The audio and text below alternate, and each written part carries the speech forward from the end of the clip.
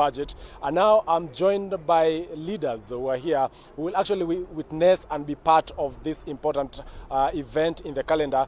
And the Treasury Cabinet Secretary, Professor Njuguna Ndung'u, will read the budget before the National Assembly at around 3 p.m. We expect from around 2:30 p.m. he will be walking all the way from the National Treasury to the Parliament buildings. And now just to engage some of the members of Parliament. And right now I'm joined by Honorable Charles Nguna, who is the Mwingi West Member of Parliament. Perhaps just give us your views about this budget. 3.99 trillion, almost actually crossing the 4 trillion mark. What do you make of it? It's one of the most optimistic budget I've ever seen in Kenyan history, and I think pronunciations are okay. What is in the detailed budget is okay for the progress and prosperity of this country. However, we need to come up with the modalities of financing it, and it is very difficult for Kenyans to swallow the finance bill. But pronunciation of the budget is okay. 4 trillion is really optimistic, and if we can implement 100% what is in the budget, I think we'll be on the right track as a country. But more disappointing is the issues of pending bills, which is the element which fuel economic growth in our country. Without paying pending bills, we are not going anywhere. So I think during the supplementary budget now, we need to focus on that so that we can actually get all the contractors paid for the circulation of the money in the economy.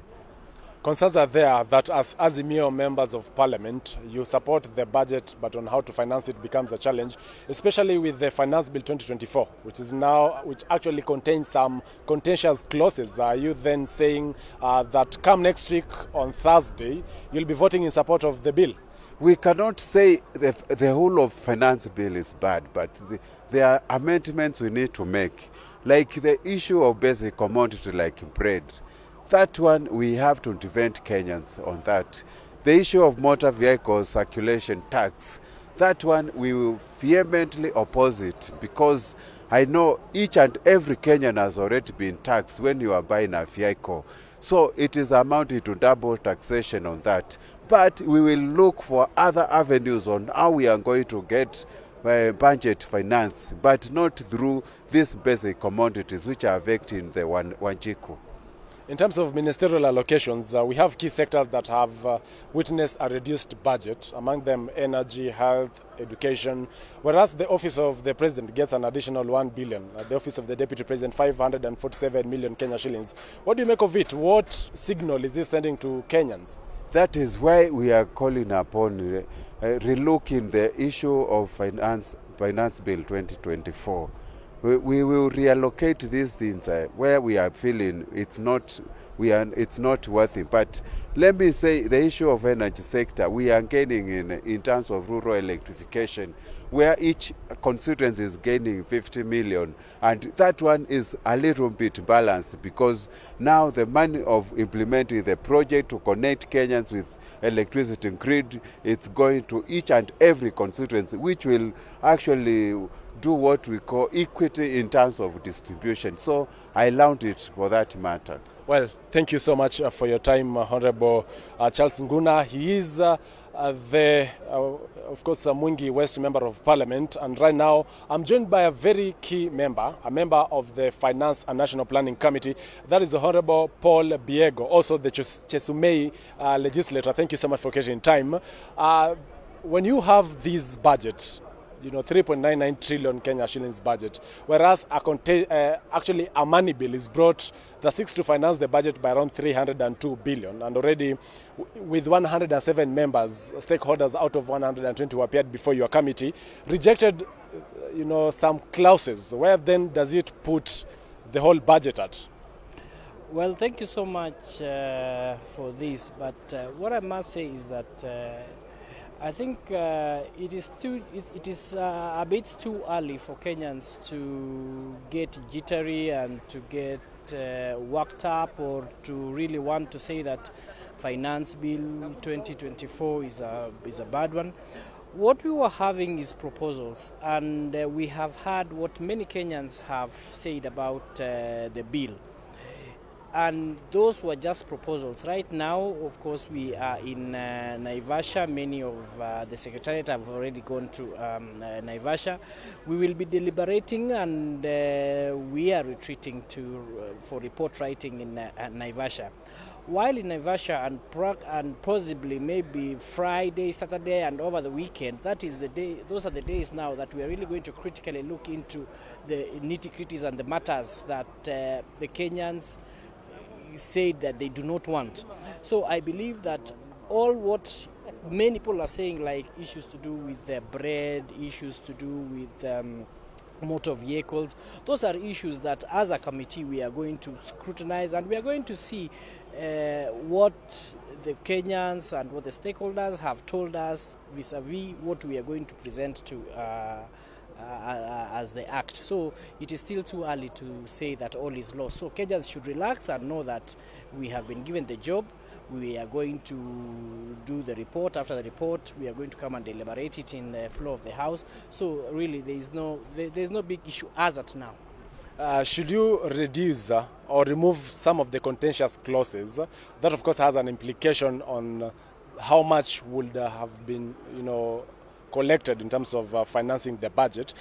Does that widen the fiscal deficit that, as a government, the Kenya Kwanza government, they have tried to actually reduce it? Well, it does, but you see, we are also going to look on other avenues on how to be able to bridge the gap.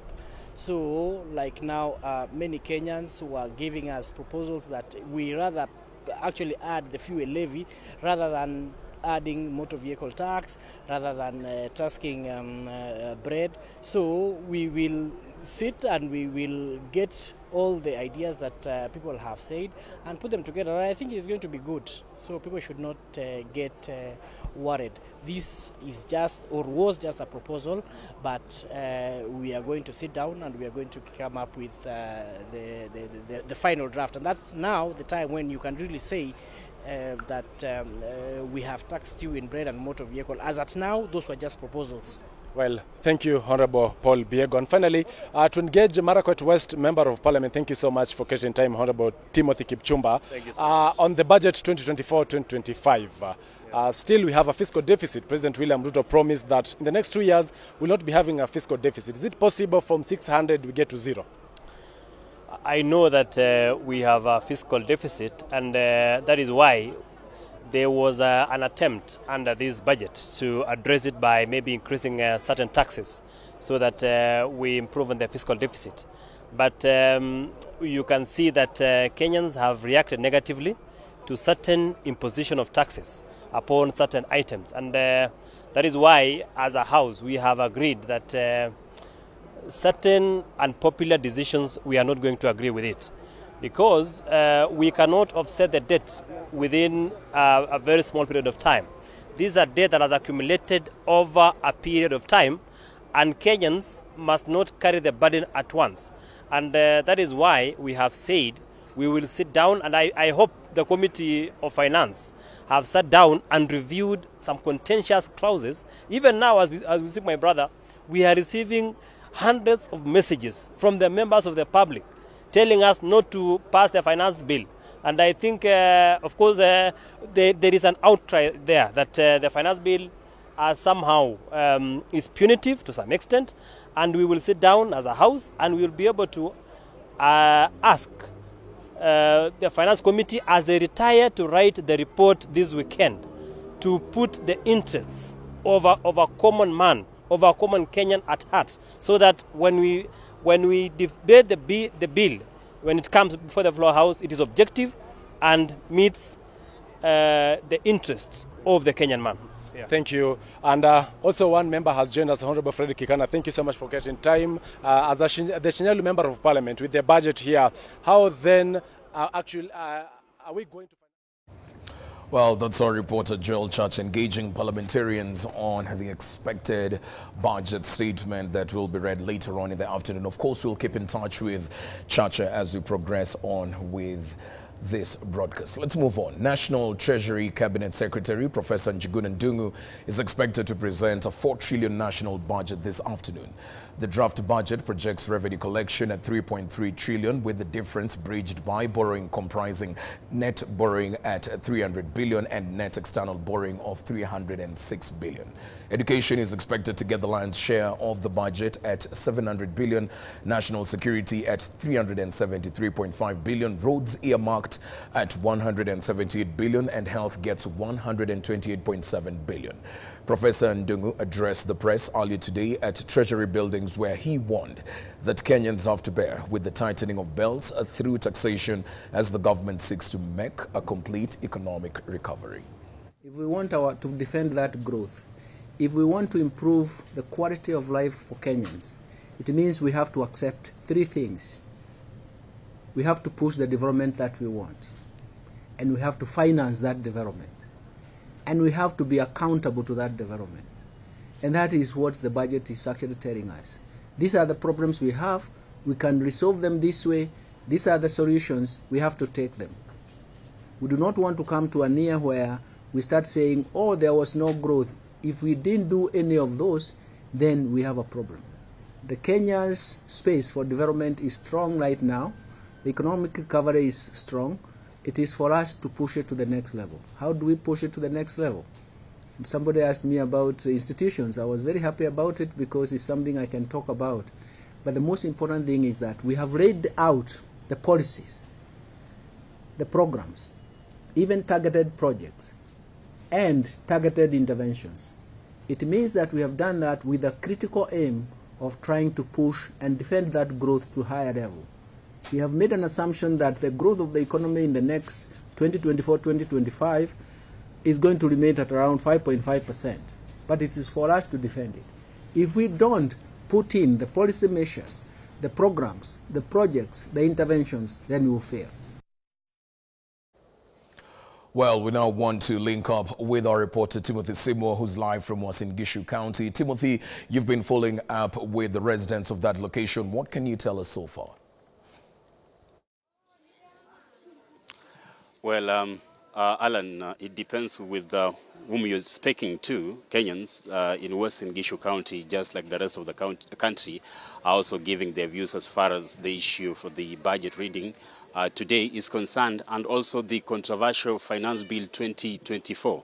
Right now, Alan, we are at the Kimumu Bahati wholesale market. This is one market that encompasses nearly every small trader and farmers within this North Rift region, mainly dealing with food and vegetables.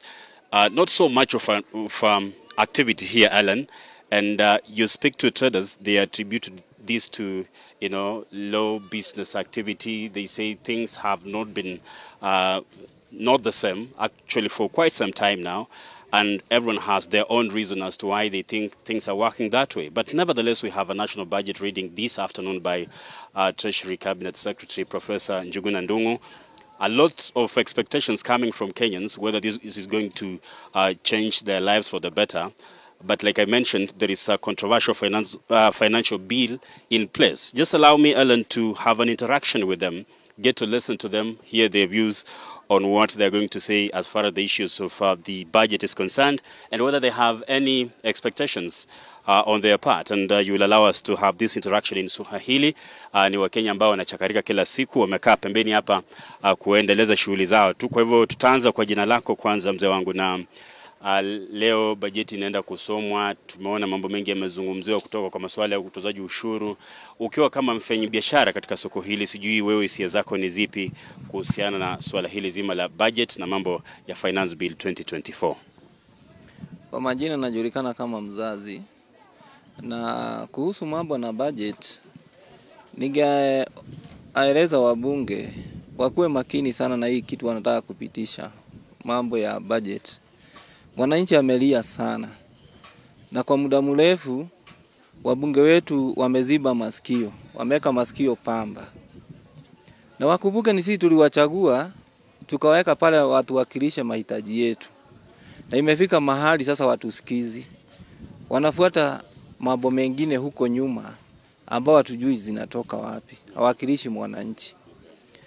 Sasa mimi ile kitu nawaambia kwa sasa, kuanzia sasa na kuendelea, hiyo masikio yao watoe pamba, wasikize mwananchi.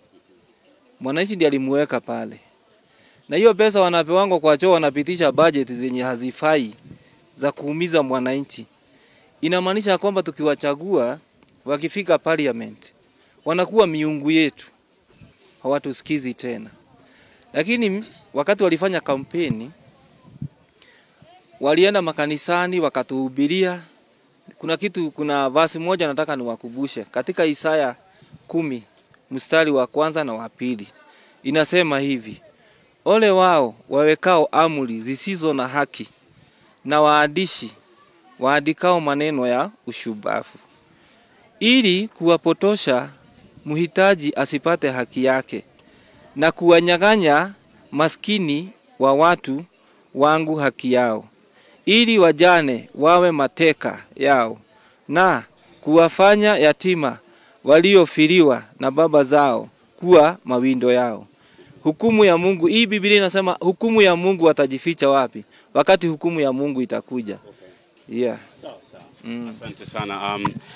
Neno lake kwa viongozi hasa wabunge katika bunge la kitaifa, ameweza kuelezea hisia zake hapo na hata kwenda mbele na kutusomea kifungu katika Biblia. Labda kwa upande wako tu unaweza kutuelezea nini? Tunaona kila mtu ana maoni ya kwake, ukiwa kama mfanyabiashara katika soko hili.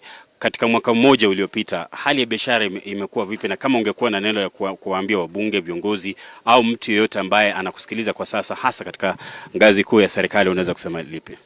Okay, kwa majina naitwa Francis Jonge Mburu, na mimi ni mfanyabiashara hapa katika hii soko ya Bahati Kimumu Wholesale Market. Na maoni yenye naweza kuwa nayo sana sana naweza taka kuguzia financial bill 2024. Ukiangalia vizuri unaona some of the taxes zenye wameintroduce hapo hivyo, zingine sioni kama wataweza kupata hizo pesa. Cause zenye wameweka hapo hivyo ni zingine zinaguza mwananchi wa kawaida kabisa pale hivyo. Kwanza kwa ile tax wameongeza kwa mkate, hiyo inaguza yule mtu wa chini sana. Na wakati Ruto alikuwa naomba kura, yeye alikuwa anasema atainua mwananchi wa kawaida ama hasla ampandishe juu. Lakini sasa ameenda mpaka mahali anapata ile pesa yake ama ile chakula anakula, sasa anaanza kupandisha. Sasa mimi mwenyewe najiuliza, ni kuinuliwa tunainuliwa juu ama ni kukanyangiwa juu? Lakini ni vizuri kila mtu akae akijua. Yeye alikuwa anasema, akifanya kampeni alikuwa anasema bottom up. Yaani ni kama zile vitu ziko chini zipande juu. So mimi siwezi kuwa na shida na hiyo, juu yeye alituambia kwamba vitu zitatoka chini zipande juu. Serikali inasema tuna madeni ya kulipa na lazima Wakenya wachangie katika ulipaji wa madeni, ndio maana ushuru unafanya kuongezeka. Ni ukweli madeni ziko na madeni zimekuwa na hakuna mwenye ana deni na deni mpaka mtu alipe. Lakini wanasema ile pesa wanaokota ili walipe madeni. Lakini tangu ile siku wameingia, nikifanya research zangu nimeona wameokota more than 3 trillion. Wamekopa more than 3 trillion. So ni kama wanaokota pesa na bado wanakopa, hata inashindikana hii pesa inaenda wapi. Asante sana kwa muda wako. Labda kwa kumaliza tu niweze kuzungumza na mkazi mwingine hapa katika kaunti ya Uasin Gishu kwenye soko hili. Ningependa uniambie maoni yako. Kila mtu ana kwake ya kuyasema kuhusiana na mambo ya budget na finance bill. Sijui kwa upande wako unahisi vipi kuhusiana na swala hili zima? Serikali inajitetea kwa upande mmoja, mwananchi analia kwa upande mwingine. Utaanza kusema jina. Majina naitwa Charles Kibe, mkazi wa Uasin Gishu. Maoni yangu kuhusu hii bajeti, ninaona kweli serikali inajizatiti kabisa ili mwananchi ama sisi wananchi tukae katika mazingara mazuri. Nakumbuka ya kwamba mzazi huwa anataka watoto wake wakae katika njia na mazingara bora. Nakumbuka wakati wa kampeni, wakati walipokuwa wakifanya rais wetu alisema anataka hakikishe nchi ambayo sisi wenyewe tutajivunia na tukae katika njia nzuri, na katika kukaa katika ile njia nzuri ni sisi kulipa kodi vile inastahili. Kwa hivyo tunataka kujua ni kwa nini nchi ambazo zimeendelea ni nini ilifanya ndio zikaweza kutuacha sisi ambapo zilikuwa nyuma yetu zikakuja Singapore. Ni kutoa mfano, ni nchi ambayo ilikuwa nyuma sana, lakini kupitia kodi ambazo wamekuwa wakitoa ndio imeweza kuboresha ile nchi ikakuja mpaka ikatupita. Kwa hivyo mimi naona ya kwamba hii bajeti iko sawa. Yes. Wakati wako. Alan, there we have it from a section of residents of Western Gishu County giving us their views on the budget reading and finance bill 2024. Of course, these are mixed reactions, fairly speaking, but at the end of the day, one of the issues that is coming out prominently is an appeal for the government to make sure that the common mwananchi can afford his daily needs. And whatever business they engage in, of course, the environment becomes conducive so that they can equally serve their dependents, and essentially also trying to make sure that some of the basic commodities that they rely upon on a daily basis can be affordable. All in all, we shall be waiting to hear what the CS Treasury has in store for Kenyans a few minutes from now, when he'll be reading the budget for the country right away from the National Assembly in Nairobi. Back to you, Alan. Very well. Timothy Simo right there speaking to us from Eldoret, engaging residents of that market who had one or two things to say about the finance bill as well as the budget. From Western Gishu County, let's now cross over to County 001, that is Mombasa County, and have a listen to what residents down at the coast had to say. And we join our reporter, that is Frederick Kai. Frederick? To engage Kenyans here at Mombasa County to just get their view on how they are anticipating about the budget reading today, their view about this budget and maybe the impact it will have on their life. Maybe kama utaniruhusu tu niongee kwa Kiswahili tuweze kuongea na Wakenya hapa. Pengine tuweze kuanza na majina yako na tuweze kutueleza fika tu kuhusu bajeti ya mwaka huu ambayo inatarajiwa kuweza kusomwa mwendo wa saa 8 kufikia sasa. Pengine maoni yako ni yepi kuhusu bajeti hii? Bajeti ni ya mwananchi ama kwako ni yepi? Asante sana bwana mtangazaji. Mimi kwa jina naitwa Rafael Odienywakaya. Mimi ni mkazi wa Ziwa la Ng'ombe, eneo la Nyali, na kwa sasa hivi naongea jijini Mbetare, Mombasa. Kwa kusema kweli kwangu ni mshangao mkubwa kwa sababu leo tumebaki na miezi miwili tufike miaka miwili toka Mheshimiwa William Ruto achukue hatamu ya uongozi, lakini tunapata ya kwamba maisha imezidi kuwa juu zaidi, hata mpaka Mkenya mwenyewe ameshindwa afanye nini. Kwa sababu mimi kama msomi, kama Rafael Odienywakaya, tukiangalia budget ya mwaka jana mpaka sasa bado tunatazama ya kuwa implementation ya budget ya mwaka jana, tunatazama ya kuwa iwe implemented. Mpaka sasa tunaona kama budget ya mwaka jana haijakuwa implemented na leo tena tuko katika budget. Kwa hivyo mimi kama Rafael Odienywakaya na mtazamo wangu naona hakuna budget ya Kenya kabisa, kwa sababu hali ya Kenya imekuwa ngumu. Hata hivi sasa mheshimiwa ama hayati mzee Jomo Kenyatta akiinuka hivi sasa kaburini, hata mheshimiwa Rais Moi akiinuka kaburini, hata mheshimiwa Kibaki akiinuka kaburini, nafikiria watakufa tena, kwa sababu maisha ya Mkenya inazidi kuwa juu, inazidi kuwa juu, inazidi kuwa juu, kiasi cha kwamba hata Mkenya mwenyewe ameshindwa taifa hii inakwenda wapi. Kwa sababu ukiangalia mpaka sasa mkate haishikiki, na ukiangalia sasa hivi nauli haishikiki, mafuta imekuwa ghali zaidi, tuktuka haipandishwi, hata magari za kwenda bara unaona kama ni ngumu zaidi. Kwa hivyo mimi naona hii budget hii naona ni ya Mheshimiwa Ruto na Mheshimiwa Rigathi Gachagua. Mimi kwa maoni yangu. Shukrani sana. Rudi kwa upande wa ubunge, naona bunge ya Kenya ni kwa kizungu ni obsolete. Bunge imeisha Kenya. Kwa hivyo Mkenya amebaki na Mungu peke yake. Lakini viongozi sioni kama viongozi wako. Viongozi wote wamekufa katika Kenya kwa maoni yangu. Shukrani sana kwa maoni yako. Tukiweza kupata Mkenya mwingine, tumeweza kuona pia wabunge, kamati ya bunge kuhusu budget imeweza kutembelea kaunti mbalimbali kuweza kuuliza maswali ya maoni ya Wakenya kuhusu wangetaka budget iwe vipi. Pengine kwa mtazamo wako, maoni haya unaona kwamba yanaweza kutuliwa manani? Asante sana bwana mtangazaji. Kwa maoni yangu, mimi nikiitwa wa Henry Wanyoike, ni mkazi wa Mombasa na mwanabiashara. Lakini ukweli ni kwamba kama ni vile kunaambiwa kuna story za jamba, hizo zote zinaonekana ni hizo kusunguka, ni kileba cha ukoka tu. Walikuwa wanatufunika. Kusema kweli, hii nchi mahali imefika, nafikiri inaelekea mahali hatuwezi. Kwa sababu wale viongozi tulichagua na waliochaguliwa hawafikirii na hawana dhamani ya wananchi. Kwa hivyo kile ningewaomba ni waweze kufikiria sisi kama wananchi na waulize, kwa sababu Kibaki alikuwa anafanya, President Kibaki the rate alikuwa anafanya bajeti zake na hazikuwa zinaumiza mwananchi. Kwani wenye walikuwa wanafanya hizo budget walienda wapi? Si wanaweza kuwasaidia? Hii ni vile tunasema ngoma ya vijana haikeshi.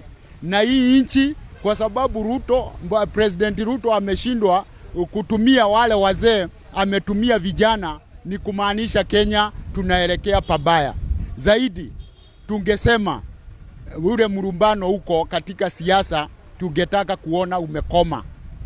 Shukrani sana kwa hoja yako. Alan, those are some of the statement of Mombasa residents.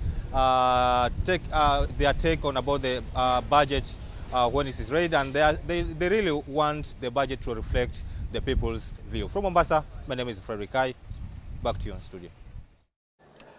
Very well, right there. Frederick Kai speaking to a resident in the coastal region. Of course, one thing that cuts across from those sentiments that we've had from Kenyans all across Kenya is that they're not necessarily happy with the finance bill, at least certain clauses of that particular bill. But on the other side, the government maintains that they still have to get away and strike a balance of raising revenue, also just to finance government expenditures. At this point, we'd love to cross over back to Parliament precincts and join Linda Koskei. Linda Koskei has also been following up on the proceedings on that end, and she is well equipped with a panel of experts to just discuss a few things here and there before we get to that budget reading later on in the afternoon. Linda, take it away.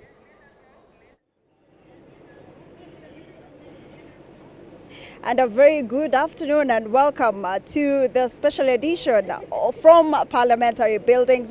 We are giving you a wall-to-wall coverage from Mombasa to the other regions across the nation. And well, since morning, we've received a range of perspectives from Wananchi to politicians, to the legislators who are going to be listening to what the CS for Treasury will be tabling.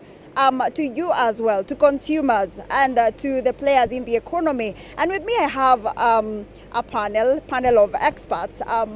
Job Wanjoy had a commitment and he had to leave, but he has been replaced. Here is Gideon Rotich, who has been here with me since morning. Thank you so much for staying with me until this very moment. He represents PwC. And we have Erastus Omolo, ISPAC Finance Committee. And we have Kevin Chege also. We had him last year during this panel discussion. It's also so good to see you yet again this time. And perhaps I can start with you, Gideon. The Cabinet Secretary spoke earlier on, and he mentioned about the expectations today and what he will be tabling today to the members of Parliament. What did you take off? What's your take off from that? What do you take from the figures that he gave from 3.9 trillion shillings? What goes to development and what really goes to the other sectors of the economy without forgetting what will go to debt financing? Thanks for that, Linda. So I believe in the afternoon the CS will be breaking down bit by bit. But from the earlier statement made by the Principal Secretary, he did mention that the budget is 3.992 trillion. And when you look at the budget policy statement that was released earlier in the year, the estimated budget for the FY25 was 4.2 trillion. So it's been slightly reduced to 3.992. Now looking at, so 3.992 is the overall budget. Yeah. Looking at the expenditure, let me now just go straight to the expenditure side of things. The principal secretary did not, maybe something of concern. He did mention that out of the 3.99, 1.1 trillion is going towards servicing of interests. Interest, not even the principal component. So the principal component comes to another around maybe 400 billion. So out of that entire budget, around 1.4 goes towards servicing of debt, both the principal as well as the interest repayments. That is a huge chunk. Whoa, and now what goes to development if all that is going to servicing of interest and loans? Now going the next budget, looking at it again critically, around 1.3 from this budget goes direct to recurrent expenditure, payment of salaries to the civil servants and government running. So what is really left for development is a paltry close to around 500, maximum I would say of 700 billion. That is what goes to development. Now looking at that vis-a-vis the entire budget, it's less than 15%. And will this mean that we'll have less development over the year? Possibly, yes, we'll have less development because now whatever we are committing to development is less than 15%. The 15% will be shared across all the ministries, across the other ministries, state departments and agencies. So what will really going to certain sectors of the economy is a paltry 10 or so percent. Let's still look at the expenditure bit, because I remember the cabinet secretary for public service did mention that one of the measures that they're really going to undertake is to scale down on expenditure in the government sector, reduction of employees. Remember, this will pose as a threat as well to the quality of the employees that we'll be having, as well as brain drain. Look at the nurses. If they can't find a suitable environment for their own jobs, then they will definitely choose to move abroad. So it's a balancing act between ensuring that there is employee satisfaction, at the same time there's a reduction of expenditure. Do you think they will be able to hack that? I believe it's still a very tight balancing act by the CSE. The government really needs to balance the priorities. So yeah, at the end of the day, services need to be provided to people.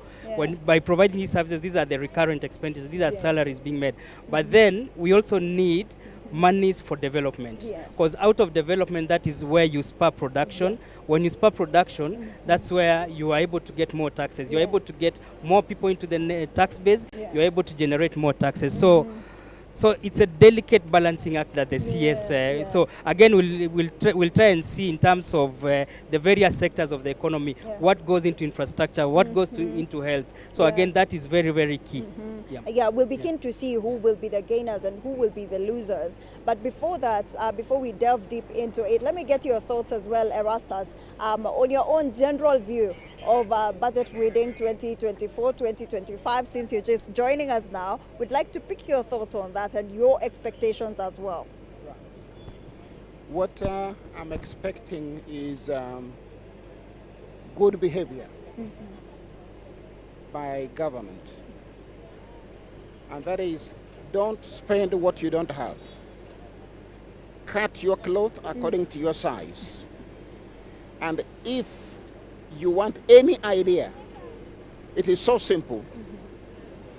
You don't look for more revenue where there is none, or where you're going to kill the cow that is giving you the milk. Reduce your expenditure. And that is a simple message and a truth.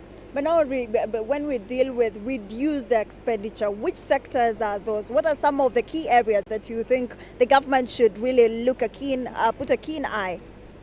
There are some nice ones. Like which ones? For example, renovation of what? Of vice president and president houses. Why do you go with a begging bowl on the streets and spend it on doing repairs? It doesn't mean that the houses don't need repairs, but they could just be minor touch. But to spend hundreds of millions of shillings, as we have been told, is simply put unwise. Yeah. So do you want to say their priorities surely off the book? Are twisted Yeah. in some of those areas. Defense, the allocation, I can't remember the figure. But which country are we preparing to fight with? Is there war? Unless there is one coming that we don't know. You don't then allocate so much money at a time of austerity, at a time when you don't have the money. And you know, Linda, the greatness of a nation is seen in how it does simple things and does them well. Do you think it's biting more than it can swallow? I think so, in times of difficulties like now. And I want to tell you about simple things. Look behind us. I don't know if your cameras can see the behind us. There is overgrown grass and kept flowers. On a day like this, in front of Parliament, nobody could take care of that. And greatness, I emphasize, can be seen in the way you do simple things. Not in the way you speak, not in the way you act, or the way you beat up people. No, the way you do simple things and do them well. And you need to prove to the ordinary person that in fact, I thought about this. From your own perspective, which that particular thing do you think they should really put in more emphasis and do it well? And do it well? Yeah. Many things. But one of them is the management of taxation. You don't go into taxation with what I myself call revenue greed, where you want to extract even if you are killing. By thinking and by demonstrating that you have thought about it, you are doing something well. An area like education and health and food production should have received more allocation, in my view, so that as people eat well, they complain less, and even the rate of crime and other things will reduce. And remember, that's the sector that is worst hit now. We have so many complaints, reduction of the feeding program. Yeah. That is one of the sectors that has truly That is been one of affected. them. But food production, for example, you should not have things like the fertilizer scandal. And it is okay. And when people go to court, they will be released because there will be no evidence. That is the kind of thing that the ordinary person would not want to hear, because it shows that there's a breakdown of law and order. And since you've mentioned about the tax regime, let me pick your thoughts, Kevin, in regards to the tax policies that you have in place. To you, from where you sit as a tax expert, do you think their priorities, they've gotten their priorities right or wrong? Now, in some areas, they were right. And we have given credit. But in several areas, they were not right. But what you hear on the streets is that, oh, we have been told, or we have been forced. Yes. I don't know who is this person who forces things down the throat of Kenyans without considering the social impact of what has been proposed. When you propose taxation on bread, what are you saying? This is the mwana-inchi type of food. They use it for lunch. They use it in the evening. They use it all the time. They use it for feeding children and making children happy. So when you are proposing a tax, VAT on it, what are you trying to do? You know what? Such things cause social unrest. Did you feel like the imposition, the 60% excise imposed on bread, as well as the eco levy and the three levies and taxes that have been prominently been talked about? Right. Do you feel like it's a decoy to hide what is beneath the entire bill? Look, something like excise on money transfer. I've written an article of it, which was published in one of the papers. Is extremely unfortunate, and I really hope the Finance Committee is going to delete it from the finance bill that will be debated, I think, from next week.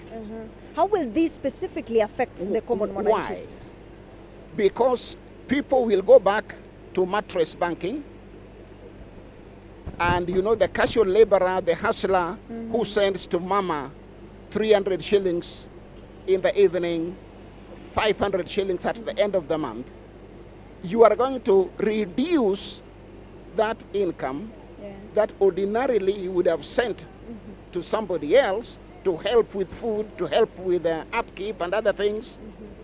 Once you reduce that, you are not only affecting the rural economy where that money goes to, but you are also affecting the giver. So people will go back to sending money by bus and by other means. So it will create a disruption in the banking sector. A real disruption.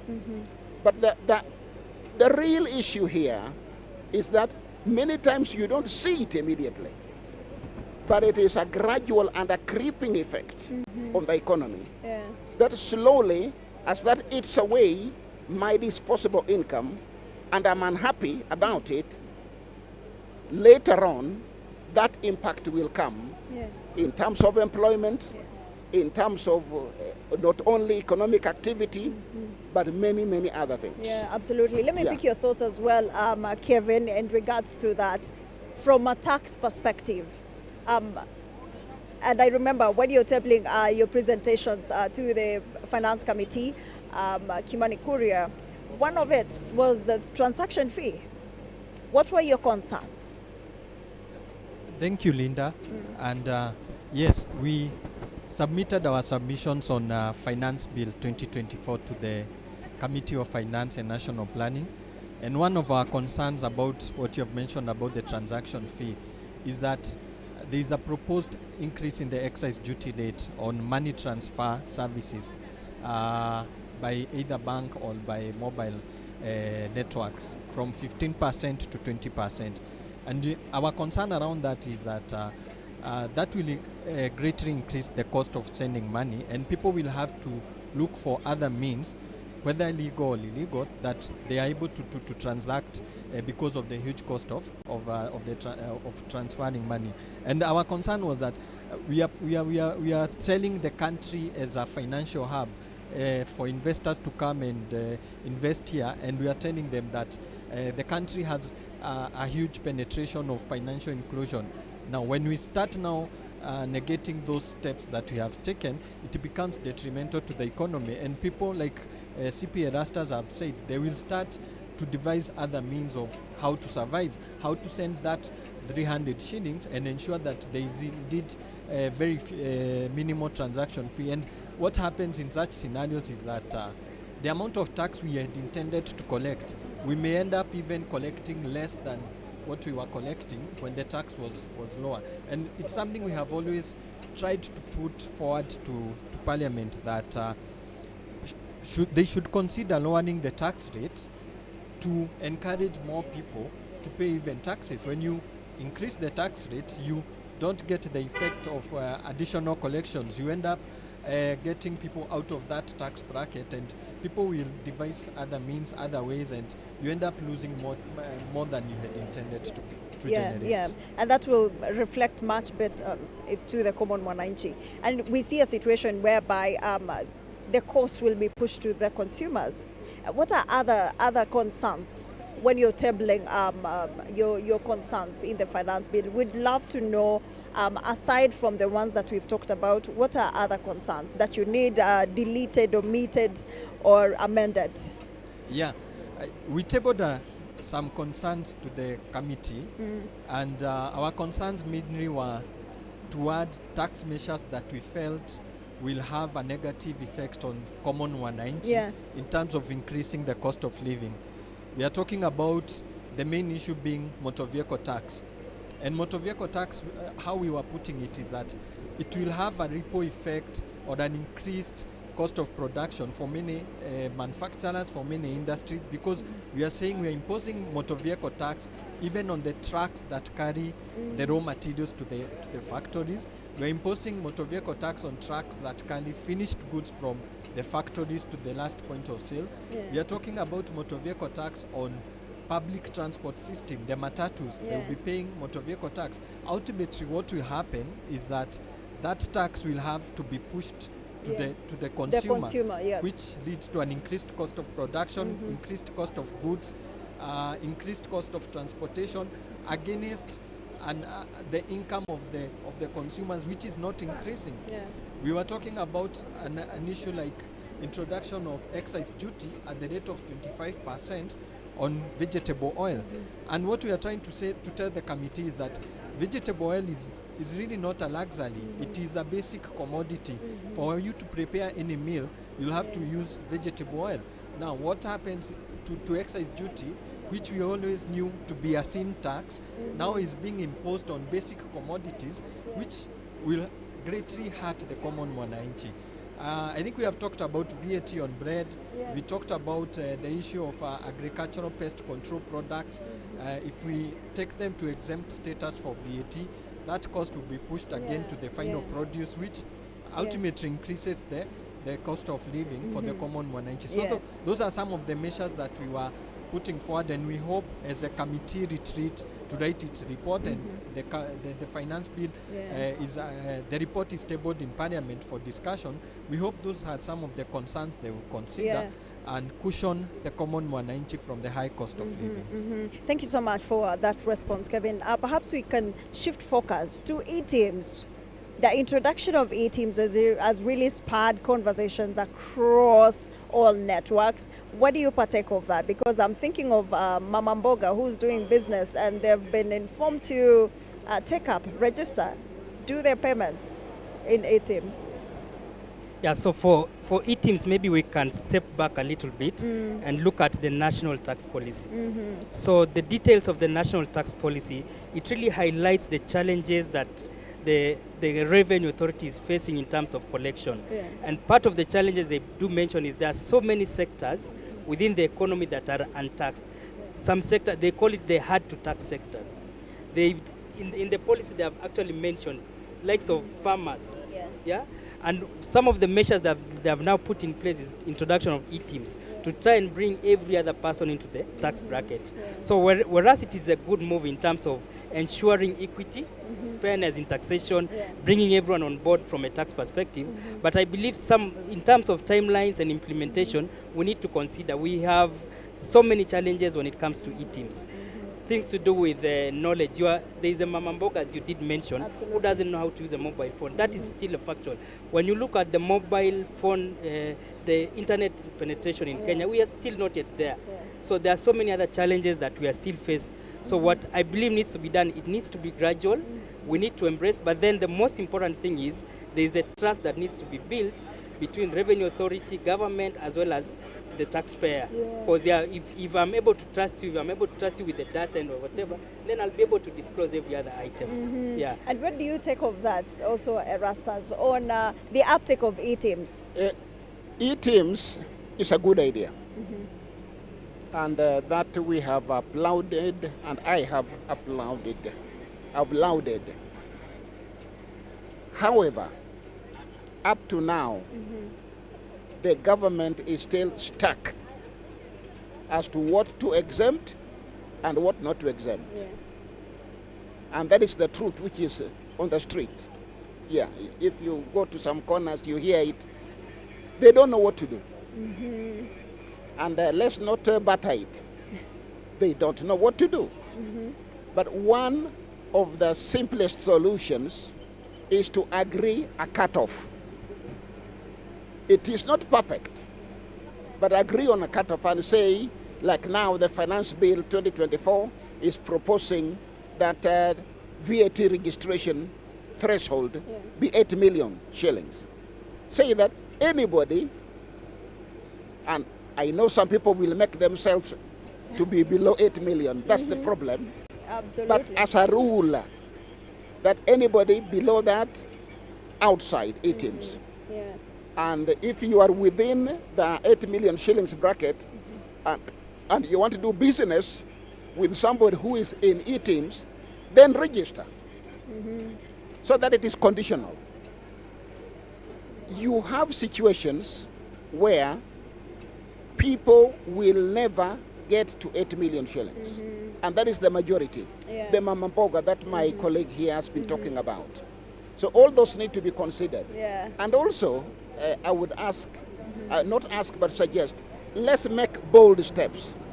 Because we know that that small economy, the area of small, not medium-sized enterprises, small enterprises, they generate a lot of business in the economy. They generate a lot of demand. And through demand, you will get VAT. You will get VAT still. So why not relax the rule on e-teams such that those who do turnovers of 8 million and less are officially out, unless they voluntarily register, more or less like those who are under turnover tax. If you are under turnover tax and you feel you want to go to the full tax arena, you are allowed.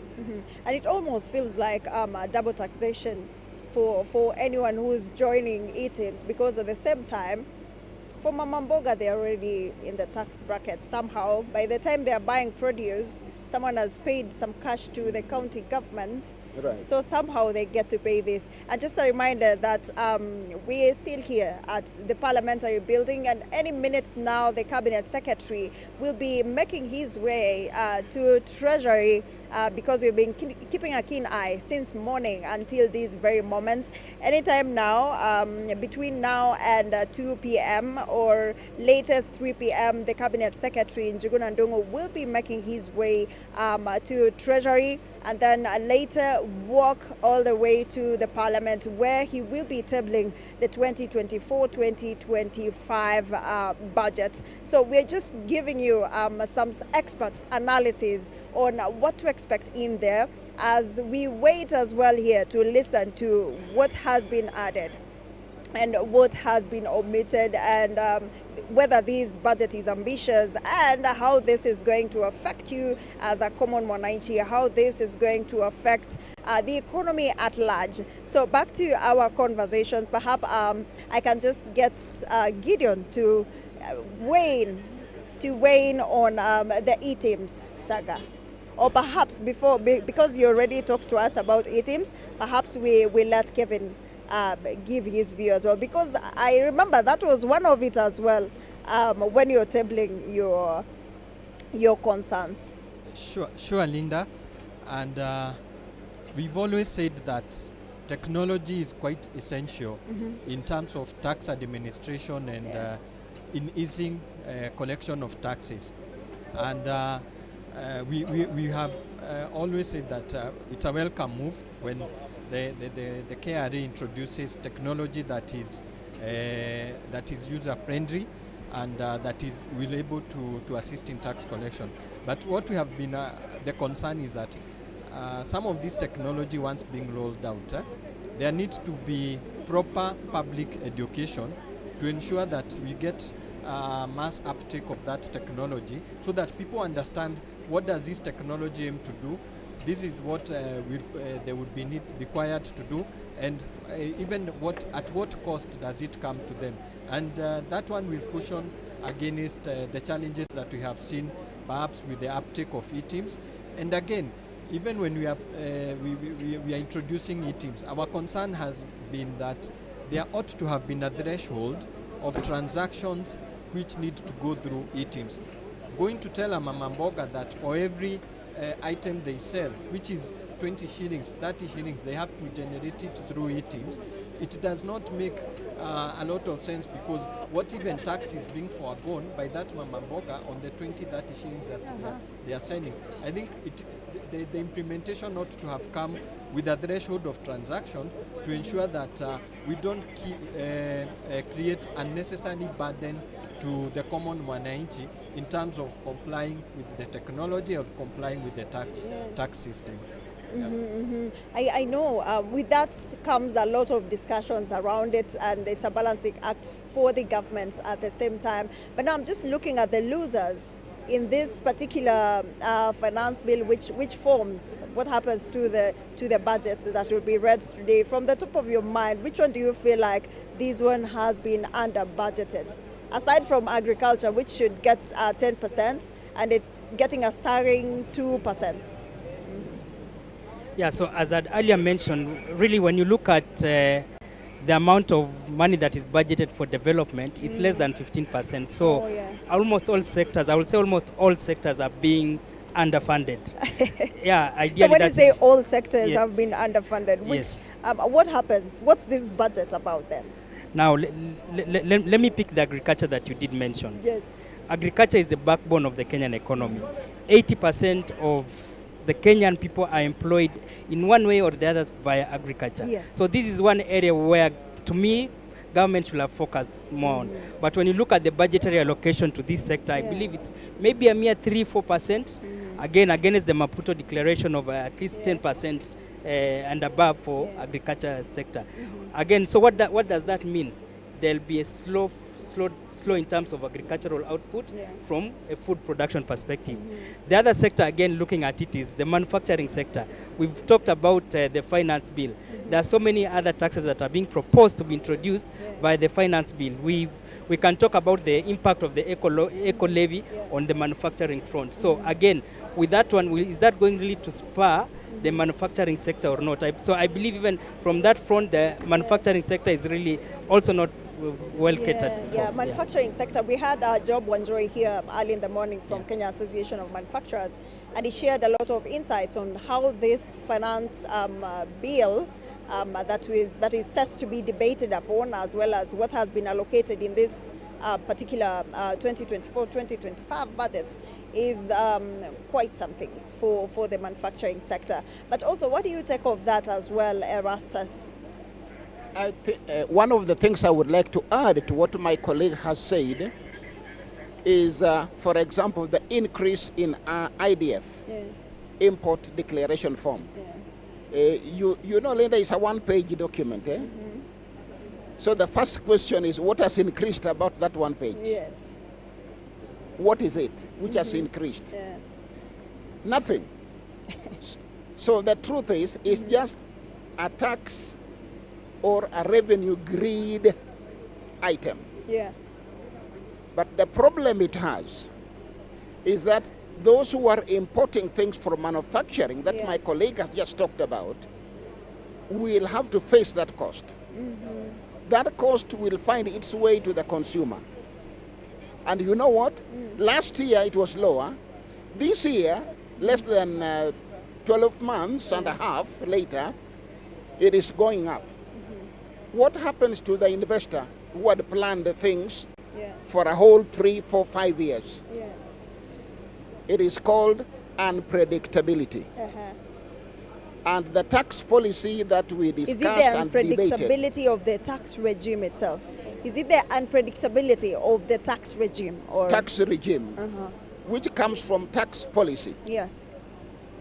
So when policy is not stable and does not allow me as an investor some predictability, then I have a problem.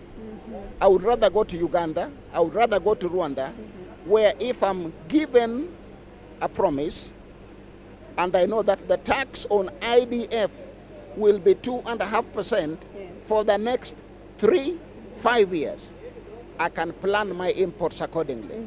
Imagine what is going to happen to our manufacturers who had planned on the basis of the other rate. And that begs the question of the relations that we have with the rest of the nations and UNCTAD, as well as ESE countries where we have trade agreements with. This government, has it really factored in some of those factors? Because even as they're going to read these budgets, have they factored in that? You're right. They will tell you some adjustments were made in order to come in line with COMESA and the East African customs agreement and things like that. Yeah. But that does not mean that internally you cannot make a decision on what to do. Yeah, and that's my position. Yeah, absolutely, absolutely. Yeah. And what do you think as well, Kevin, when it comes to the treaties that we have with the rest of the nations? Many companies are moving to Rwanda, they're moving to Tanzania because of the favorable marketplace there, business environment. But now with that, is the government factoring that in, or they're willing to lose it all at the expense of taxing Kenyans to expand the tax base? Thanks, Linda. I think we've always put that point that we are not operating in isolation as a country. And when business people and investors want to put their money, they will always have options. And it's quite unfortunate that we are chasing away investors from Kenya to destinations like Rwanda, Ethiopia, because of some of the unfavorable tax regimes that we are having. And tax regime, and like CPA Rastas has mentioned, tax policy is one of the considerations people will always make before they invest. And people want that predictability such that they don't wake up today, the tax has changed, a few months down the line, this has changed. And in line with that, we had Treasury, end of May, publish the national tax policy, which has undergone a lot of public participation and public debate, and even was tabled in Parliament for discussion. And one of the canons of the national tax policy is on predictability of the tax system.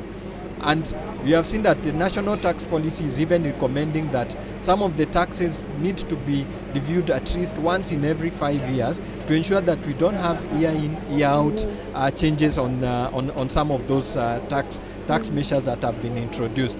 And in line with that is that we are hoping that even through this Finance Bill 2024, we start implementing the national tax policy and ensure that we don't have those many changes or even changes that are coming to reverse what had been amended in the last 1 year, so that when people are making decisions, investment decisions, they are able to know that if I go in, I put my money in this sector, I know this is how much, or this is the tax regime that will be there, and they don't now have to consider jurisdictions like Rwanda, like you have said, that are even attracting more investors than Kenya. And decision making has different steps. But with those different steps, this is one of the steps that is going to happen today, the budget reading. But then from the last financial year 2023-2024, we've seen that Kenyans are still grappling with the issues that came about with the previous finance bill, which is currently the Finance Act. Now that we are getting into this one, and Kenyans don't have the confidence that the legislatures are really going to factor in the issues, the pertinent issues affecting them. So what could be making these members of parliament not to vote in what Kenyans really want? Let me take it up from you, Gideon. I believe it all stems from the issue of predictability that is mentioned. And when the public participation was ending, the chair of the committee did mention that this is the last time we are seeing such many changes. So hopefully the government keeps its word in terms of we now have a national tax policy. In addition to the tax policy that he did mention, remember towards the end of last year, the government published the medium-term revenue strategy paper. And when you look at this medium-term revenue strategy